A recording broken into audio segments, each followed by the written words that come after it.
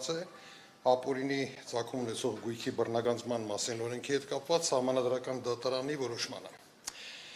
Որպես Սահմանադրական դատարան դիմաց պատգամավորների ներկայացուցիչ ես այսօր ձեզ կներկայացնեմ իմ գնահատականը, թե դրական կողմերի, թե այն թերությունների, որոնք շատ լուրջ են, որոնք չպետք է անտեսվեն։ Անհրաժեշտ եմ համարում շեշտադրել մի կարևոր հանգամանք։ Սահմանադրական դատարանը ցավոք սրտի մերժեց իմ միջնորդությունը գործի լսումները անցկացնելու բանավոր ընթացակարգով, ինչը խախտում է իրականում Սահմանադրական դատարանի մասին օրենքի պահանջները, եւ այդ հնարավորությունը իհարկե շատ կարևոր էր, որովհետեւ հանրության համար պայմաններ կստեղծվեին լսելու իրականում, թե որոնք են մեր փաստարկները, ինչ ենք մենք պնդում եւ որ սահմանադրական դրույթներն են դրա հիմքում։ Այնուամենայնիվ այս հնարավորությունը անտեսվեց, այնպես որ ես կփորձեմ այսօր օգտագործել այս հանդիպման հնարավորությունը գոնե համառոտ, բայց ներկայացնելու մեր հիմնական դրույթները, այն դրույթները, որոնք ընկած էին մեր դիմումի հիմքում։ Բայց մինչև շարունակելը կուզենայի մի բան, շատ կարևոր բան հստակ ընդգծել։ Ես ինքս անվերապահ պաշտպանում եմ հանցագործության եւ հատկապես կոռուպցիայի արդյունքներով ձեռք բերված գույքի բռնագանձումը։ Այսինքն այն, ինչ ես հիմա ներկայացնում եմ, ամենևին աղերս չունի, ուրեմն որևէ մի մոտեցման հետ, որ փորձ է արվում պաշտպանել կոռուպցիոն գույքը, ոչ։ Բայց ես ինչքան դեմ եմ, եւ ավելի ինչքան կողմ եմ, որպեսզի կոռուպցիայի արդյունքում ձեռք բերված գույքը բռնագանձվի, ես նույնքան դեմ եմ, որ հիմքում դրվի բացարձակապես այլ պոպուլիստական գաղափար, որ եթե ինչ-որ մեկը հարուստ է, ապա դա նշանակում է, որ նա գողացել է։ Ես նաեւ համարում եմ, որ կոռուպցիայի դեմ պայքարը ինչքան էլ կարեւոր չլինի, այն միևնույն է, չի կարող հիմք հանդիսանալ, որպեսզի խախտվեն սահմանադրական հիմնարար իրավունքները։ Նախքան առաջանցնելը կուզենայի երկու խոսքով հիշեցնել օրենքի էությունը, որտեղ օրենքը ունի երկու հռչակված նպատակ։ Առաջինը դա կոռուպցիայի դեմ պայքարն է եւ այն վերաբերում է նախկին եւ ներկա պաշտոնյաների։ Երկրորդ հռչակված նպատակը, սրանք խնդրում եմ ուշադրություն դարձնել, որովհետեւ սրանք շատ տարբերվող նպատակներ են։ Երկրորդ նպատակը դա ընդհանուր հանցավորության դեմ պայքարն է, որը վերաբերում է անձանց, որոնք օրենքով սահմանված որոշակի ցանկից հանցագործություններ են կատարել, եւ այս դեպքում բացարձակապես էական չէ, այդ մարդիկ պաշտոնյա եղել են, չեն եղել, զբաղեցնում են ներկայումս պաշտոն կամ չեն զբաղեցնում։ Ընդ որում երկրորդ պարագայում հանցավորության դեմ պայքարի պարագայում օրենքը որևէ պահանջ չի դնում, որ հանցագործությունը պետք է դատարանի կողմից հաստատված լինի։ Այսինքն կարող է անգամ ընդհանրապես քրեական գործ հարուցված լինել եւ այլն, եւ ավելին օրենքը նշում է, որ եթե անգամ անձը հանգարց ու արդարացվեց եւ համարվեց, որ նա հանցագործությունը չի կատարել, բռնագանձման վարույթը միևնույն է պետք է շարունակվի։ Տարօրինակ է, բայց օրենքը պարունակում է նաեւ այդպիսի դրույթ։ Ուսումնասիրության շրջանակն է բավականին լայն, այն ընդգրկում է 1991 թվականի սեպտեմբերից սկսած ձեռք բերված գույքը, եւ օրենքը պարունակում էր դրույթ, որ դա որևէ կապ չունի, արդյոք դա ձեռք է բերվել պաշտոն զբաղեցնելուց առաջ, հետո հանցագործության հետ որևէ կապ ունի, թե ոչ։ Եվ եթե անձը չկարողանար ներկայացնել բավարար ապացույցներ, որ այդ գույքը նա ձեռք է բերել օրինական եկամուտներով,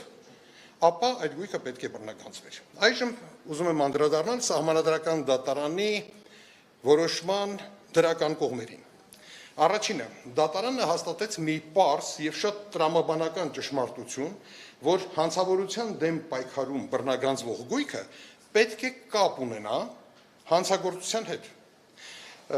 Ես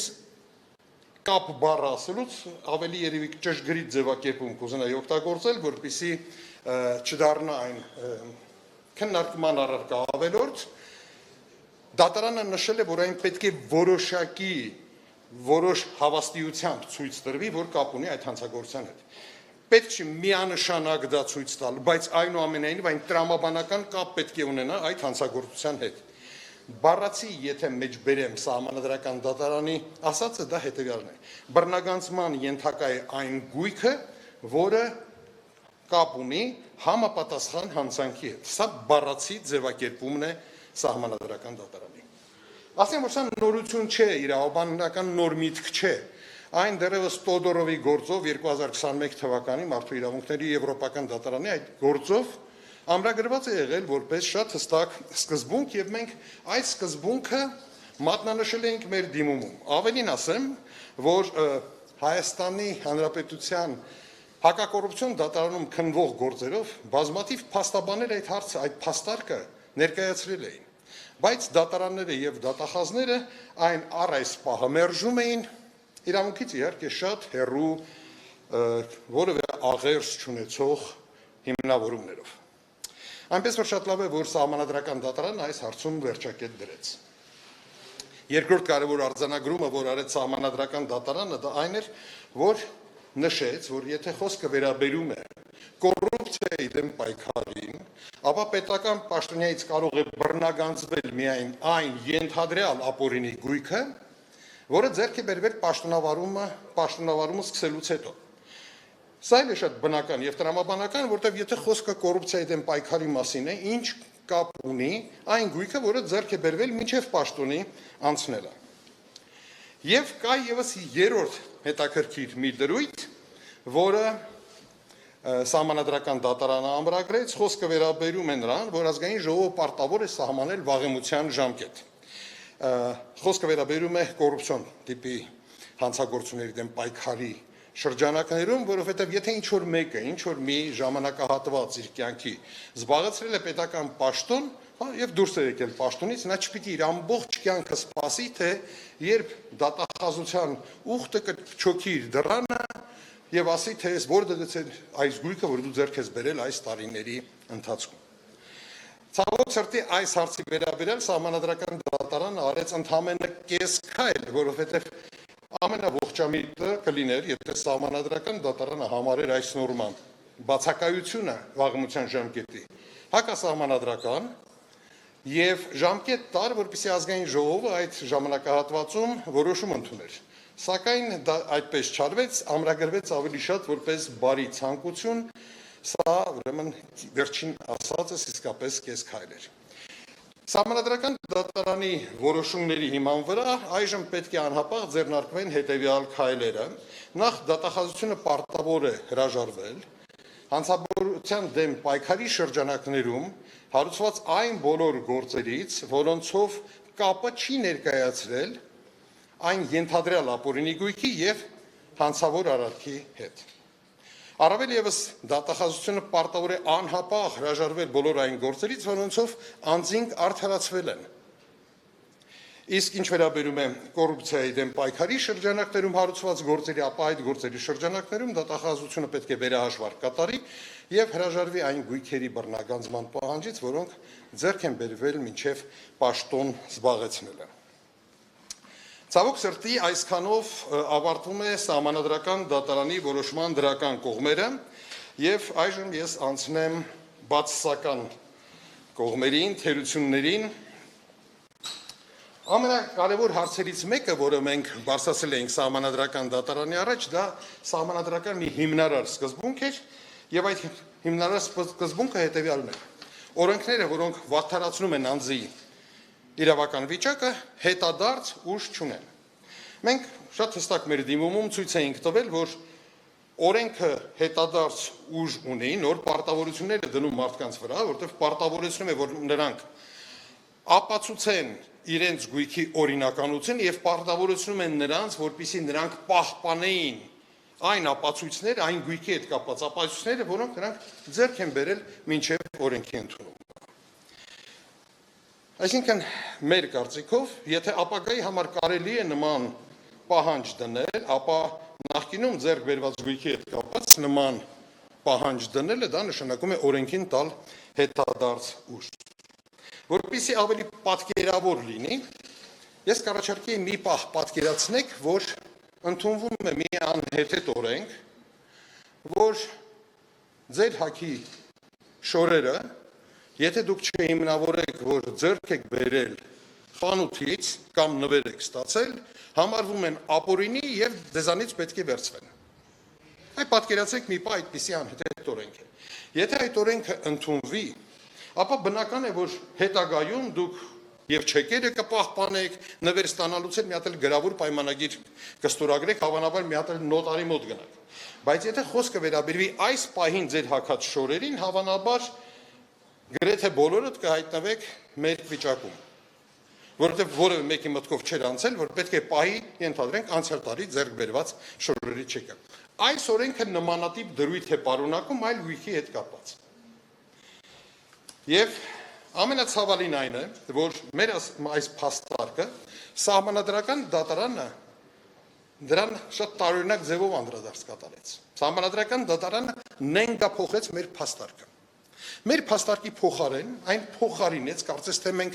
ասում էինք, որ ապօրինի գույքը նախկինում պաշտպանված էր, իսկ հիմա ուրեմն դուք հարցականի տակ եք դնում, դրա համար հետադարձություն ունի։ Նման բան մեր դիմումը չէր պարունակում, բայց սահմանադրական դատարանը հորինեց, իբրև թե մենք նման պնդում ենք արել, եւ հետո հերոսաբար պայքարեց իր իսկ հորինած, բայց մեզ վերագրած դիրքորոշմանը եւ հաջողությամբ հաղթահարեց այն։ Մի քանի կարևոր դիտարկում ունեմ անելու արդար դատաքննության հետ կապված։ Բանն այն է, որ օրենքը պահանջում է, որ անձը պետք է ապացուցի, որ իր գույքը նախկինում ձեռք բերված օրինական եկամուտներով է ձեռք բերվել։ Բայց շատ հաճախ, հատկապես երբ խոսքը վերաբերում է պետական պաշտոնյաներին, այդ ապացույցները այդ պաշտոնյաների մոտ չեն, նրանք գտնվում են պետության ձեռքում։ Իսկ այսօր մենք բախվել ենք շատ հետաքրքիր մի իրավիճակի, երբ պետությունը այդ ապացույցները ոչնչացրել է։ Եվ ոչնչացրել է շատ օրինական կարգով, որովհետև նրանց պահպանման ժամկետն է լրացել։ Կամ պարզապես կորցրել է պետությունը, որովհետև պատշաճ ձևով ենթադրենք 90-ական, 2000-ական թվականներին այն չի պահվել։ Օրինակ, անհատական եկամտային հարկի հաշվարկները Պեկում դուք կգտնեք միայն 2013 թվականից։ Հիմա պատկերացրեք այն մարդովիճակը, որը պարտավոր է ինչ-որ մի բան ապացուցել, այդ ապացույցները գտնվում էին պետության ձեռքում, բայց պետության մեղքով նրանք անհետացել են։ Զրկանքները պետք է կրի այդ մարդը։ Եվ սա իսկապես մեր կարծիքով արդար դատաքննության իրավունքի կոպտագույն խախտում է։ Մեկ այլ կարևոր հարցադրում, որ մենք արել էինք մեր դիմումում, որին դարձյալ սահմանադրական դատարանը չի անդրադարձել, դա հետևյալն է։ Որոնք են այն հիմքերը, որով պաշտոնատար անձի նկատմամբ պետք է սկսվի նման վարույթ։ Բանն այն է, որ օրենքում բացարձակապես որևէ հիմք հիշատակված չէ։ Անգամ որևէ իրավախախտման կասկածի մասին խոսք չի գնում։ Ինչը նշանակում է, որ ազգային անվտանգության ծառայությունը իրավունք ունի առանց որևէ հիմքի սկսել որևէ պաշտոնատար անձի նկատմամբ նախկին կամ ներկա օպերատիվ հետախուզական միջոցառումների իրականացում։ Իսկ սա իր հերթին նշանակում է, որ օրենքը կամայականորեն կարող է օգտագործվել որպես քաղաքական գործիք հենց քաղաքական հակառակորդների նկատմամբ։ Մեկ այլ լուրջ խնդրի մասին կուզենայի խոսել։ Խոսքը վերաբերում է դատական պաշտպանության իրավունքի սահմանափակմանը։ Ինչ էինք մենք պնդում։ Մենք պնդում ենք այն, որ ուսումնասիրությունը սկսելու պահից անձը եւ իր ամբողջ ընտանիքը հայտնվում են շատ իրավական խոցելի իրավիճակում։ Ամբողջ ուսումնասիրության ընթացքում, որը իրականացվում է գաղտնի, անձի նկատմամբ իրականացվում են օպերատիվ հետախուզական միջոցառումներ եւ ոչ միայն անձի նկատմամբ, իր հարազատների, ոչ միայն ընտանիքի նկատմամբ, իր մերձավորների, գործընկերների, բիզնես գործընկերների նրանց բոլորի նկատմամբ իրականացվում են միջոցառումներ, որոնք թույլ են տալիս վերհանել իրենց անձնական եւ ընտանեկան գաղտնիքները, բանկային գաղտնիքը, նոտարական գաղտնիքը եւ այլն։ Այս պայմաններում մենք պնդում ենք, որ մարդը պետք է հնարավորություն ունենա դատական կարգով բողոքարկելու այդ ուսումնասիրություն սկսելը, եթե նա համարում է, որ ուսումնասիրությունը ապօրինի է սկսվել։ Սահմանադրական դատարանը տարօրինակորեն համարեց, որ ուսումնասիրություն սկսելը չի կարող համարվել մարդու իրավունքների վրա ազդող որոշում, մեջբերեցի։ Շատ տարօրինակ մոտեցում է, բնականաբար այդ մոտեցումը ընդհանրապես կենսունակ չի եւ մի յետում մարդու իրավունքների եվրոպական դատարանը տասնյակ գործերով ստանդարտը սահմանել է, բայց մենք ունենք ինչ ունենք։ Մեկ այլ կարևոր հարց ենք բարձրացրել։ Այն, որ ուսումնասիրությունները կարող են տարածվել մինչև 1991 թվականը։ Ես նայում եմ ձեզ եւ հասկանում եմ, որ ձեզանից շատերը միգուցե անգամ ծնվել են 1991 թվականից հետո։ Եվ իսկապես միգուցե ձեզ համար շատ տարօրինակ է հնչում, բայց 91 թվականին խորհրդային միության փլուզումից հետո փաստաթղթաշրջանառության նկատմամբ պահանջները բացարձակապես այնպիսին չէին, ինչպես այսօր։ Կար վիթխարի գերակշռող ստվերային տնտեսություն եւ կար հիպերինֆլյացիա։ Այդ պայմաններում շատ հաճախ երբ մարդու վրա մենք դնում ենք խնդիր, որպեսզի նա ապացուցի 91 թվականից հետո ինչ միջոցներով է նա կարողացել այս կամ այն գույքը ձեռք բերել, մենք պրակտիկորեն օբյեկտիվ իրավիճակով պայմանավորված շատ հաճախ անձանց վրա դնում ենք անլուծելի խնդիր։ Սահմանադրական դատարանը այս անգամ էլ ընտրեց լռության տակտիկան։ Հաջորդ հարցը, որ բարձրացրել էինք, դա կողմերի անհավասարությունը եւ մրցակցության սկզբունքի խախտումը։ Ինչ ունենք իրականում։ Իրականում ունենք հետեւյալ իրավիճակը։ Դատախազությունը օժտված է վիթխարի լիազորություններով։ Այն իրավունք ունի հանձնարարելու անձի նկատմամբ եւ իր մերձավորների նկատմամբ օպերատիվ հետախուզական միջոցառումների իրականացում, այն իրավունք ունի պետական բյուջեի միջոցներով պատվիրել տարբեր փորձաքննություններ, այն կարող է օգտվել պետական հարկադրանքի բոլոր միջոցներից։ Իսկ փաստաբանը նման գործիք չունի։ Զավեշտալիորեն Սահմանադրական դատարան ասեց չէ, սա քանի որ քաղաքացիական դատավարություն է, դուք փաստացի նույն հավասար դիրքերում եք գտնվում, երբ պարզ է, որ դա այդպես չէ։ Իդեպ, քրեական գործերով էլ այդպես չէ, դատախազը ունի շատ ավելի մեծ հնարավորություններ, բայց քրեական դատավարության շրջանակներում սա հարցը մեղմում է նրանով, որ գոյություն ունի անմեղության կանխավարկած։ Այս գործում չկա անմեղության կանխավարկած, գործում է հակառակ կանխավարկածը, մեղավորության կանխավարկածը, գույքի ապօրինի լինելու կանխավարկածը, ապօրինի ծագում ունենալու կանխավարկածը։ Այսինքն եւ դատախազության լիազորություններն են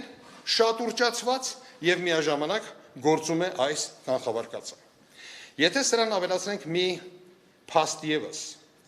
որ ստանալով ուսումնասիրության դատախազության 3 տարվա աշխատանքի արդյունքը անձը ունի օրենքով սահմանված ընդամենը 1 ամսյա ժամկետ դիրքորոշում արտահայտելու համար, պարզ է դառնում, որ այստեղ հավասարությունը իսկապես խախտված է։ Սա այլ կերպ քան զավեշտալ է չեմ կարող անվանել, ներողություն եմ խնդրում, որ այդպիսի տերմին եմ օգտագործում Սահմանադրական դատարանի որոշման հետ կապված, բայց Սահմանադրական դատարանը նշել է հետևյալը, որ այդ դատախազությունն է, որ խեղճերը ստիպված 3 տարի այդ տեղեկատվությունը հավաքում են, անձը լավ էլ գիտի, թե այդ ինչ էին հավաքել։ Շատ նման է, որ քրեական գործով մենք մեղադրանքը, երբ քրեական գործը ավարտվի, մեղադրալին հանձնենք մի 2 ժամով, ասենք մի հատ տարակ նայի, դու ինքդ էլ լավ գիտես ինչ հանցագործություններ ես կատարել։ Սա իսկապես Սահմանադրական դատարանին չզող եզրահանգում էր։ Ասեմ, որ կան բազմաթիվ այլ հարցադրումներ, ժամանակի սովությունը թույլ չի տալիս ինձ անդրադարձ կատարելու դրանց, չնայած դրանք եւս շատ կարեւոր են, բայց ես կուզենամ անդրադառնալ մեկ այլ տիպի խախտումներին, խախտումներ, որոնք թույլ է տվել հենց ինքը Սահմանադրական դատարանը եւ խախտել է Սահմանադրական դատարանի մասին օրենքի պահանջները։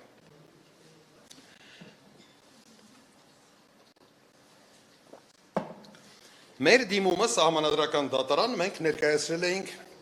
21 թվականին, նոյեմբեր ամսին։ Անցել է 3.5 տարի։ Օրենքը ունի հստակ դրույթ, քանի ամսում կարող է Սահմանադրական դատարանը քննել այդ հարցը։ Որպես կանոն 6 ամսում, բայց Սահմանադրական դատարանը իրավունք ունի երկարաձգել եւս 3 ամսով, այսինքն 9 ամիս ստացվեց։ Օրենքը նաեւ հնարավորություն է ընձեռել Սահմանադրական դատարանին կասեցնելու վարույթը, եթե օրինակ եւ իրենք օգտվեցին երկու անգամ այդ հնարավորությունից, կասեցեցին վարույթը, դիմելով Վենետիկի հանձնաժողով, հետագայում նաեւ դատախազություն, բայց դատախազությունից պատասխանը ստացել են 23 թվականի օգոստոս ամսին։ Ու ոչ մի շարժ։ Եթե նայեք կասեցման որոշումը այնտեղ գրված է, կասեցնել մինչև դատախազությունից պատասխանը ստանալը։ Սահմանադրական դատարանը խախտել է Սահմանադրական դատարանի մասին օրենքով սահմանված ժամկետները, եթե անգամ հաշվի առնենք 9 ամիսը, կասեցման ողջ ժամանակահատվածը 2-ից ավելի տարի ցուցաբերելով անգործություն։ Սա ինքնին արդեն լուրջ իրավական խախտում է, բայց բացի այդ կա մեկ այլ ոչ պակաս կարևոր խախտում։ Ես ուղղակի կմեջբերեմ օրենքից։ Իրավական ակտի սահմանադրականությունը որոշելիս Սահմանադրական դատարանը գնահատում է ինչպես այդ ակտը, այդպես էլ ձևավորված իրավակիրառական պրակտիկան։ Սահմանադրական դատարանը դա չարեց։ Նա ստացավ նյութեր դատախազությունից, նա ստացավ նյութեր դատարաններից եւ վերջին օրը որոշեց դրանք հետ վերադարձնել չհամարելով գործի նյութեր։ Շատերի մոտ իհարկե հարց կծագի, թե ինչու այդպես արեց Սահմանադրական դատարանը, ինչու այդ օրենքի շատ հստակ պահանջը անտեսեց։ Մենք մեր դիմումում շատ չէինք կարող դրանց վրա հղում անել, որտեղ 21 թվականի նոյեմբերին դեռևս դատական պրակտիկա չկար։ Բայց հիմա կար եւ Սահմանադրական դատարանը դա ստացել էր։ Կարծում եմ պատասխանը շատ պարզ է։ Եթե անդրադառնային դատական պրակտիկային, այլ երկ չունեին, քան Տոդորովի գործի ստանդարտները կիրառել իրավակիրառ պրակտիկայի նկատմամբ եւ համարել իրավակիրառ պրակտիկան հակասահմանադրական։ Իսկ այսպես շատ տարօրինակ որոշում կայացեց։ Ամեն ինչը սահմանադրական է, եթե այսպես մեկնաբանվի, այսինքն հարցը թողեցին դատախազության դաշտում, որ դատախազությունը պատշաճ իրավագիտակցություն ցուցաբերի եւ կարողանա ճիշտ կատարել Սահմանադրական դատարանի որոշումը։ Սա կարծում եմ Սահմանադրական դատարանի երկրորդ կոպիտ սխալն էր։ Այժմ եզրափակեմ։ Սահմանադրական դատարանի որոշումը չնայած պարունակում էր դրական տարեր, չի անդրադարձել մի շարք կարևոր հարցերի եւ այդ հարցերը մի օր տուժած անձանց գանգատով կհայտնվեն նույն Սահմանադրական դատարանում կամ Մարդու իրավունքների Եվրոպական դատարանում։ Եթե նախկինում օրենքը թույլ է տալիս այն մեկնաբանել, որ 2-ին գումարած 2 հավասար է 100-ի, Սահմանադրական դատարանը ասեց 2-ին գումարած 2-ը 10-ից ավել չի, բայց չկարողացավ համարձակություն ունենալ, ասելու, որ 2-ին գումարած 2-ը հավասար է 4-ի։ Արդյունքում դեռևս ծագելու են բավականին շատ խնդիրներ, որ նոր վեճեր եւ արդյունքում դարձյալ կտուժի եւ քաղաքացին եւ պետությունը։ Ցավոք հիմքեր ունեմ պնդելու, որ սա արված է նպատակադրված եւ գիտակցաբար եւ հիմնական նպատակն է ունենալ գործիք, որը հնարավորություն է տալիս զբաղեցնել քաղաքական հակառակորդներին անհեթեթ մեղադրանքներով, անհեթեթ հայցերով, որտեղ մարդիկ այլ ելք չունեն, քան ծախսելու իրենց ժամանակը եւ ռեսուրսները պաշտպանության վրա, դրանով նրանց շեղել քաղաքական օրակարգից։ Ինչ կլինի հետագայում։ Իհարկե հավերժ այսպես շարունակվել չի կարող եւ մի օր կլինեն վճռներ, որով բռնագանձված գույքը այն դեպքերում, երբ խախտվեն այն սկզբունքները, որոնց մասին ես խոսեցի եւ որոնք արդեն միջազգային իրավունքում շատ հանրահայտ սկզբունքներ են, կլինեն որոշումներ, որ քաղաքացիներին պետք է վերադարձվի բռնագանձված գույքը, պետք է հատուցվի նրանց վնասները, արդյունքում պետությունը կտուժի, ինչպես եւ կտուժեն մեր քաղաքացիները։ Ես պատրաստ եմ պատասխանելու ձեր հարցերին, ժամանակ բավականին ունեմ, այնպես որ հերթով